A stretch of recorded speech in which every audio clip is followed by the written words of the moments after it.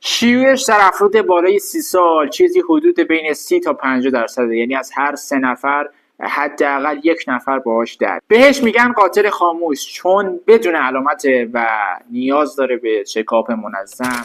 عوامل اصلی این بیماری میتونه کم تحرکی باشه، میتونه اضافه وزن و چاقی میتونه باشه، میتونه هم مصرف غذاهای فرآوری شده و غذاهایی که دارای چربی اشباع فراوانی هستن میتونه عامل دیگر و مهمی باشه در وقوع. راجع به کبد شب دارم صحبت میکنم و میخوام 2 تا راهکار بهت بدم. راهکار اول اینه که بیای غذاهای فرآوری شده و غذاهایی که از چربی اشباع فراوانی تشکیل شدن دوری بکنی و حداقل محدود بکنی. و نکته دوم این هستش که رژیم‌های غذایی مبتنی بر کاهش وزن رو داشته باشی و در کنارش یک ورزشی هم انجام بدی تا بتونی این بیماری رو به بهترین شکل ممکن درمان بکنی.